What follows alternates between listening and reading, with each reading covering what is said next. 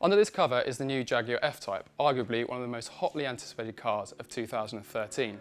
Now, it's been marketed as the most driver-focused Jag ever, and when you consider its aluminium construction and powerful engine lineup, you tend to agree. But will our readers be sold on the look and feel of this car alone? I absolutely love the back of it. The lights are just gorgeous.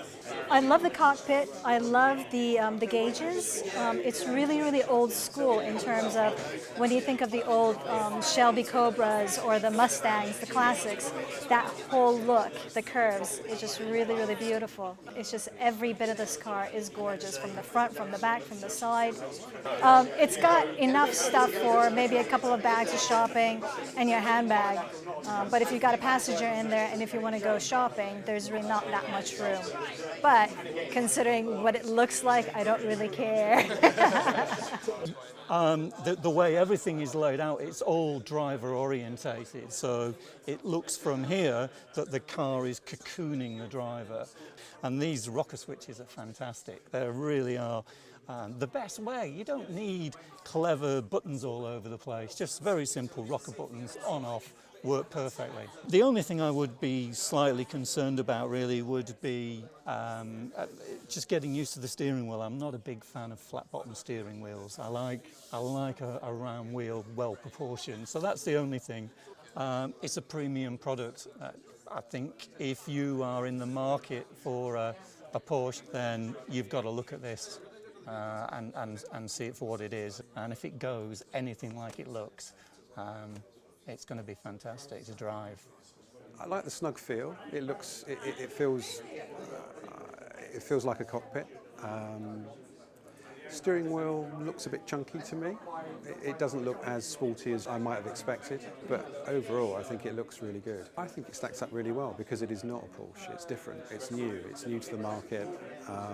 It's a British brand. It looks great. I think it's got every chance of doing really well. I don't think I'm ready for a V8 yet. I think I'd start on the V6 first, definitely. I just love the way it's been transformed from the line sketches through to you actually see those lines on the shape of the car. You know, you can actually see the initial concept, you know, in the metal. I love the vents, you know, and the full colour TFC screen.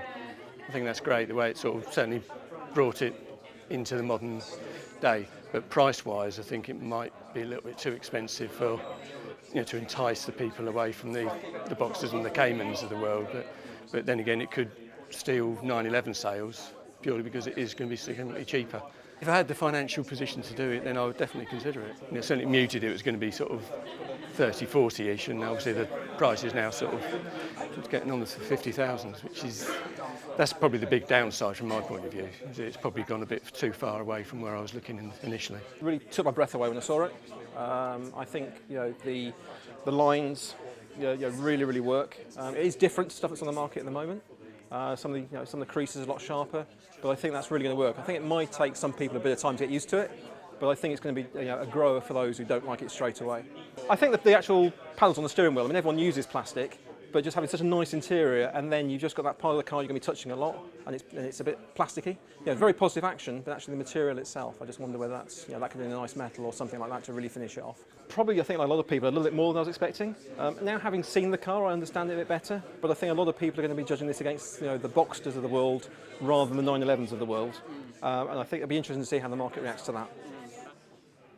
The F-type is available in 3 power outputs from 2 supercharged engines, and prices start from £58,500 for the lower powered V6. However, you have to spend nearly £70,000 for the higher powered V8 that we have here today. Now, it goes on sale in mid-April, but we'll be driving it just before, so check back at whatcar.com then for our verdicts.